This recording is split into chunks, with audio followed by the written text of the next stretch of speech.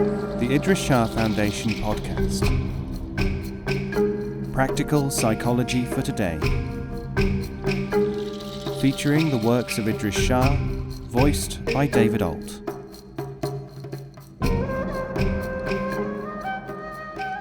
Welcome to the Idries Shah Foundation podcast.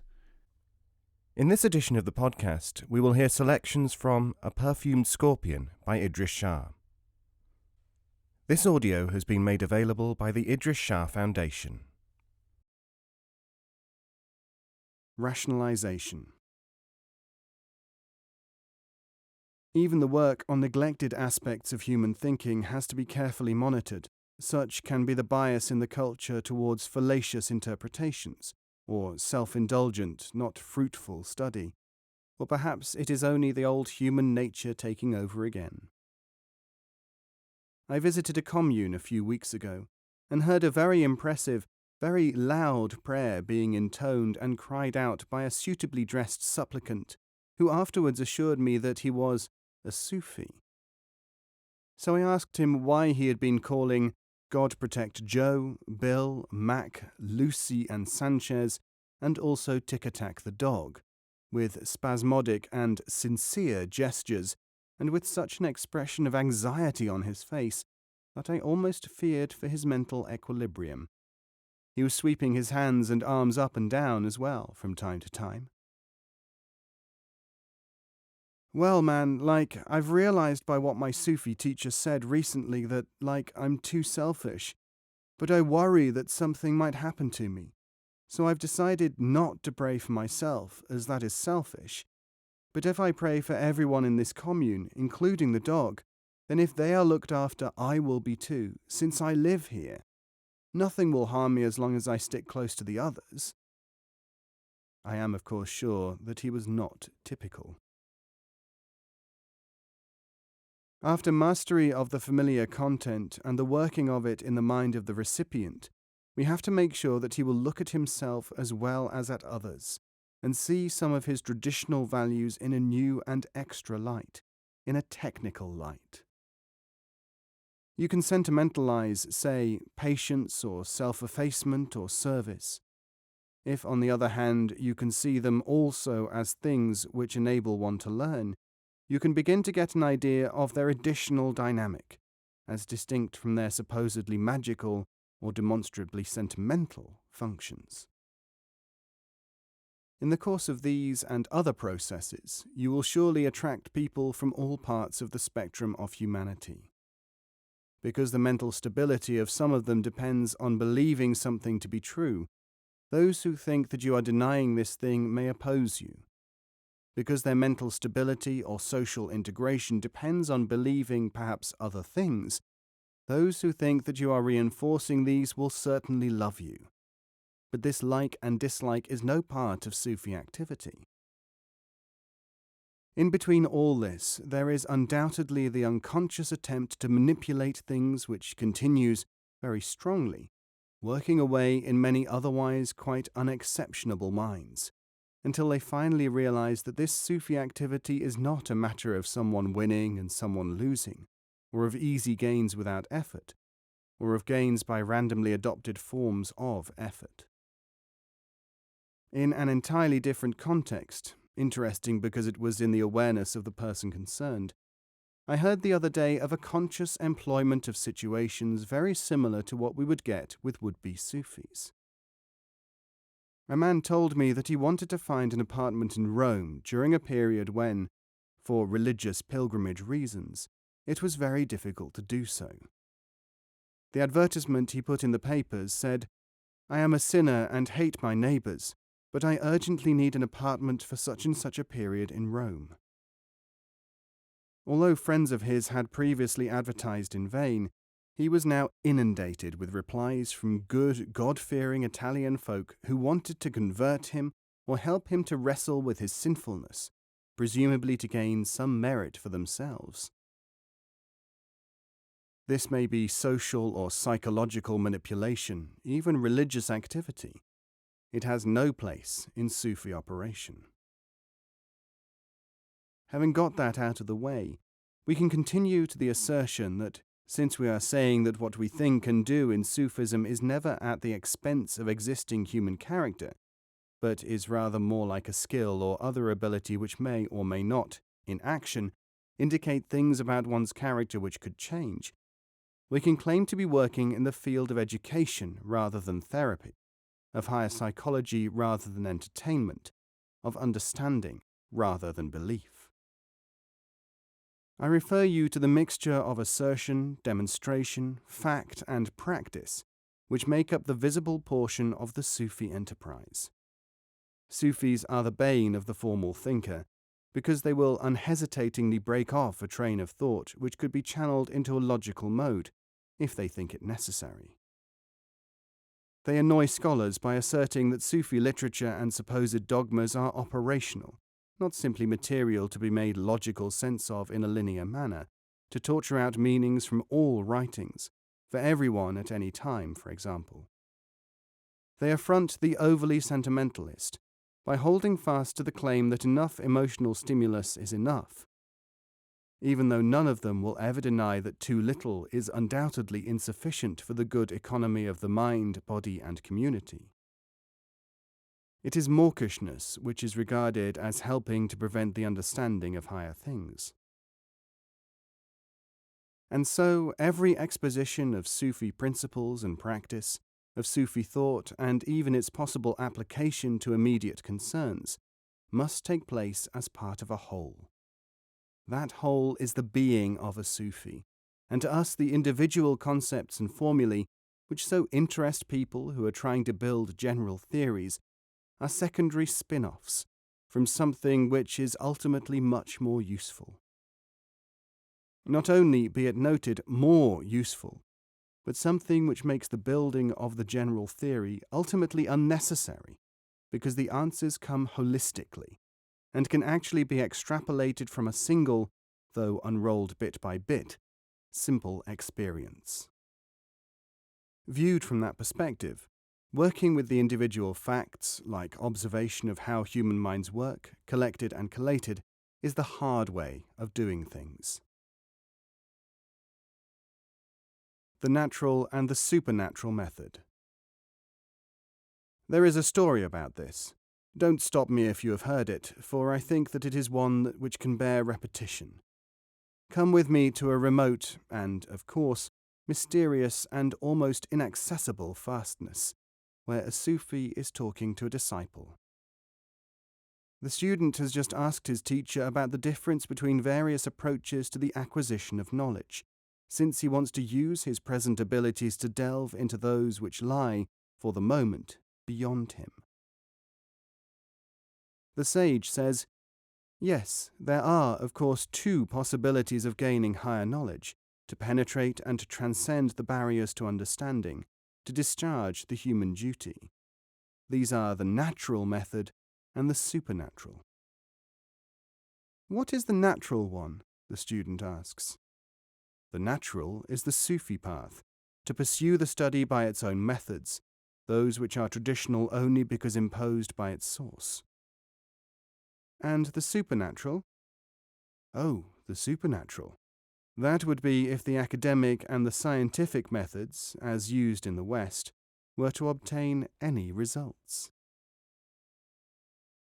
As an Eastern psychology, however, Sufi practice sometimes seems unusual and difficult to people trained only in the either-or method of thought.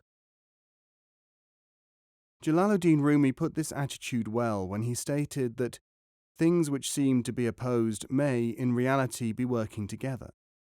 Here, I think, we do find a dramatic example of Eastern thinking, where supposed opposition may in fact operate as the reverse.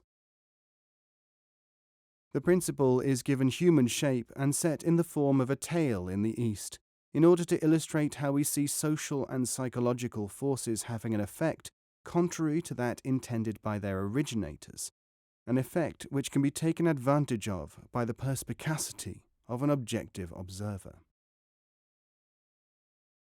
Bribery. Mullah Nasruddin, the standard joke figure who often appears in these stories, is about to engage in litigation in this tale. He says to his lawyer, "If I sent the judge 100 gold pieces, what effect would that have on his ruling in my case?" The lawyer is horrified. "You do that," he says, "and he'll find against you for sure. You might even be arrested for attempted bribery." "Are you sure?" "Quite sure. I know that judge." The case was heard, and the mullah won. "Well," said the lawyer, "you did get justice after all. You can't deny that."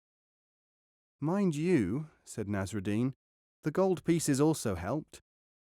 "You mean you actually sent the judge money?" howled the lawyer. "Oh yes," said Mullah Nasruddin, "but of course I sent the gold in the other man's name." Nasruddin is, of course, the device used here to show how things work, not an example of what someone should do under such circumstances. Sufi instructional tales are interpreted by people, in the study situation, in accordance with their growing ability to learn to recognize certain situations and their equivalents in human thought systems and processes. A superficial thinker would imagine, for example, this only to be a tale of cunning and deception. But as the Sufis say, you don't call a water wheel cunning, claiming that it fools the river into giving up its water, do you? The Sufis in this sense are technicians, and the instrumental function, at high levels of perception, is paramount. The important thing is to be able to recognize what should be done and where and when it is indicated, not just to allow oneself to be pulled along by convention or by other people's assumptions.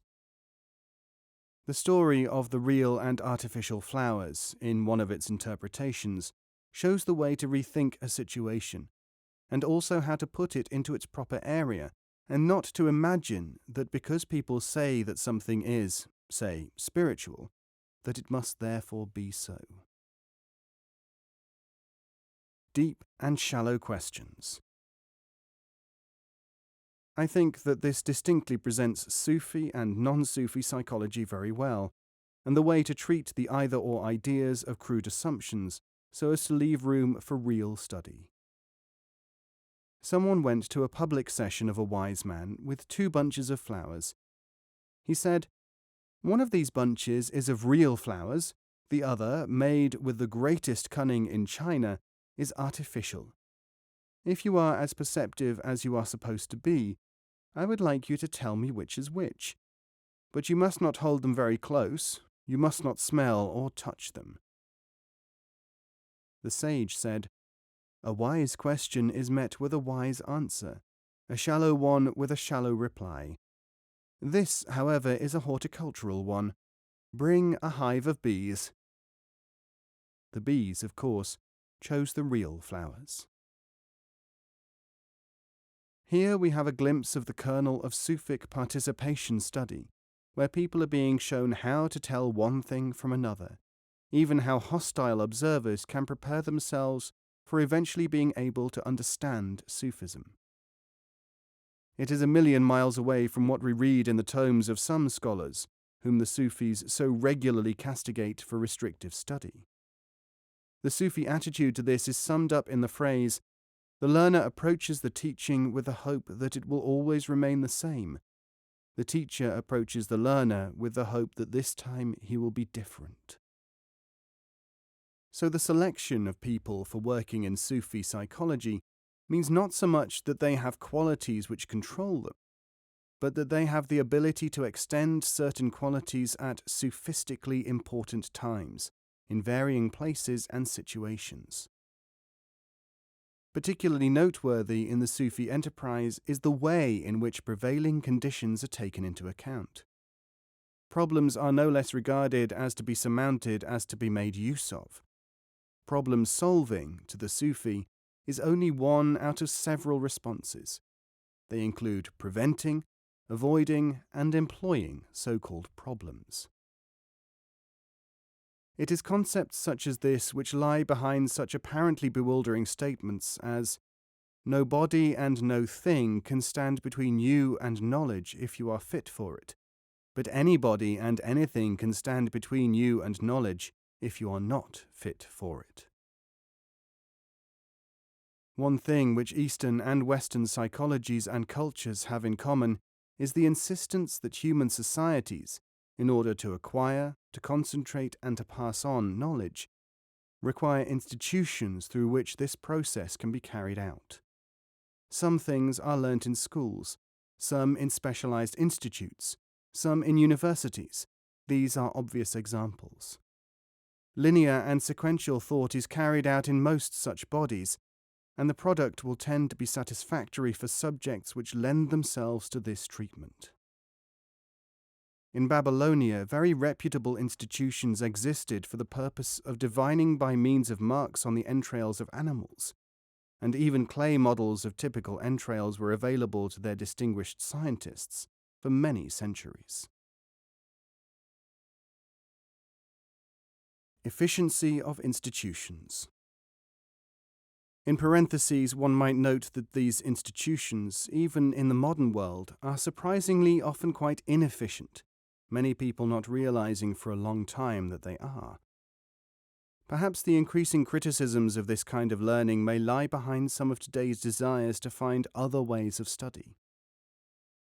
A few weeks ago, as an example, I noticed that Professor Brian Griffiths, chairman of the Joint Mathematical Council for the United Kingdom, said that nobody, of course, knows how anyone learns mathematics, but you can be sure it's in spite of, and not because of, the teacher.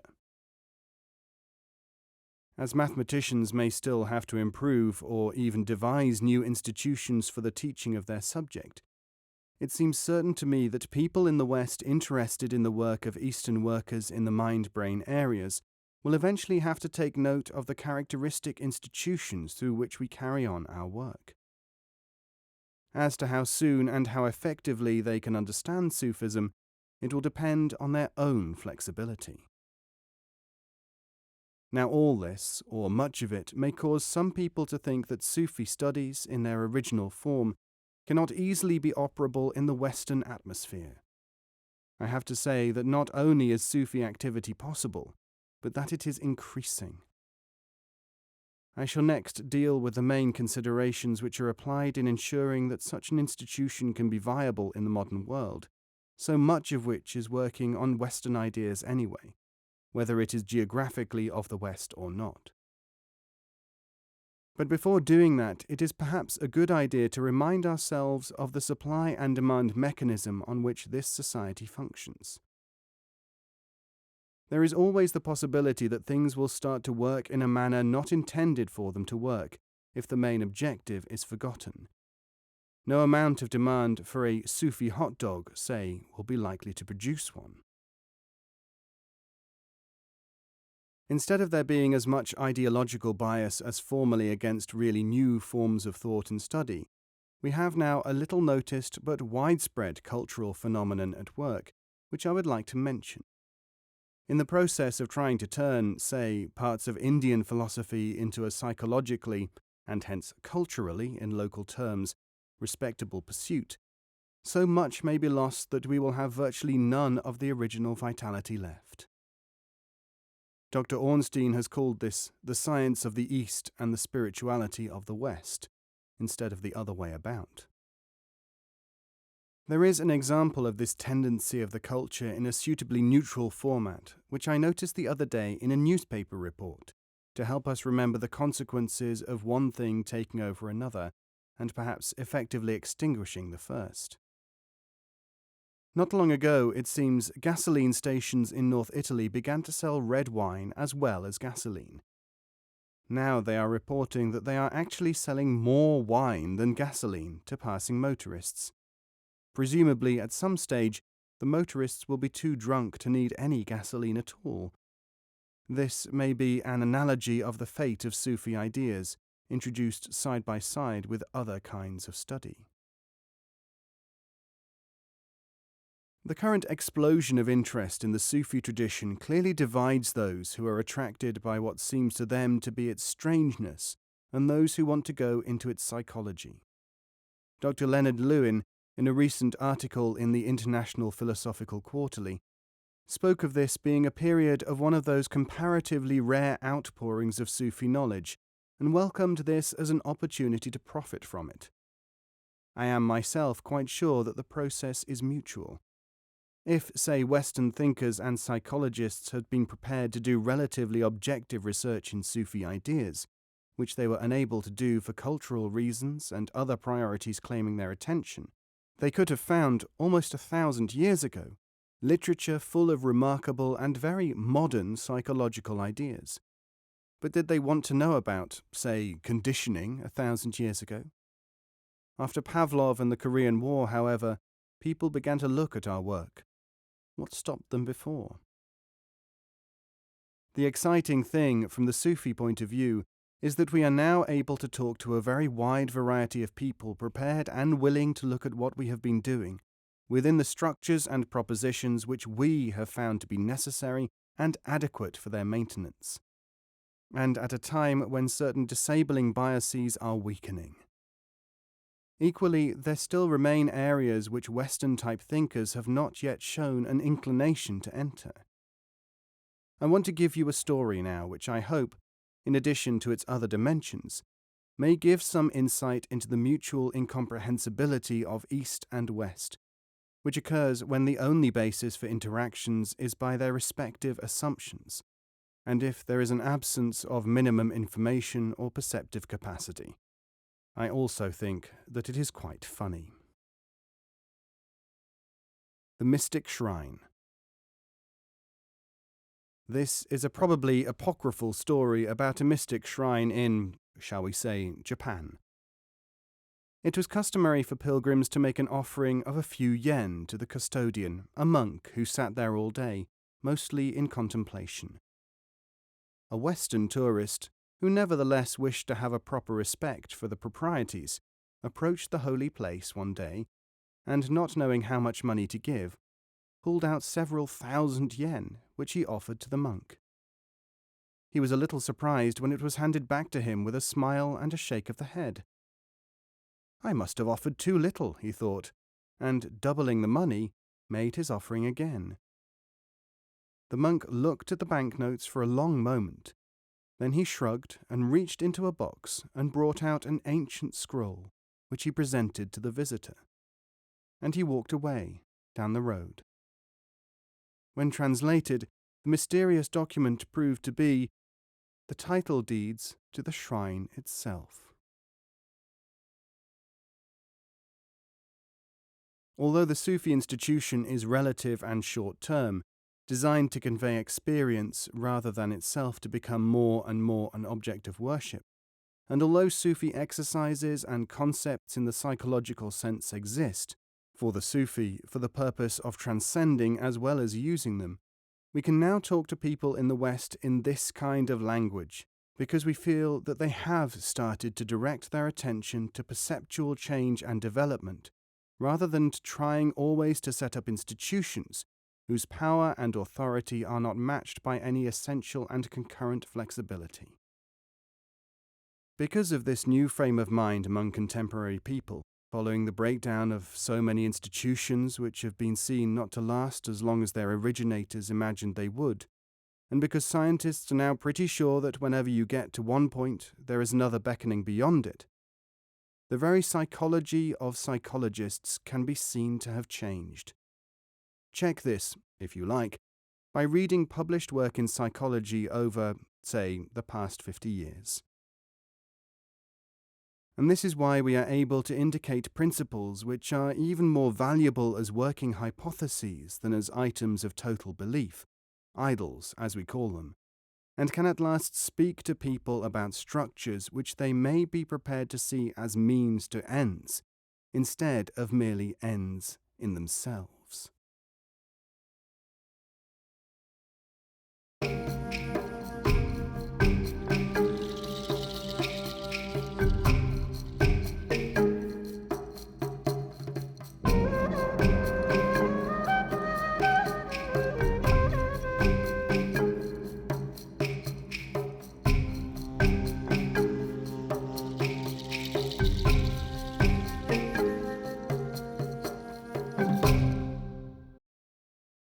Copyright 2018, the Idries Shah Foundation.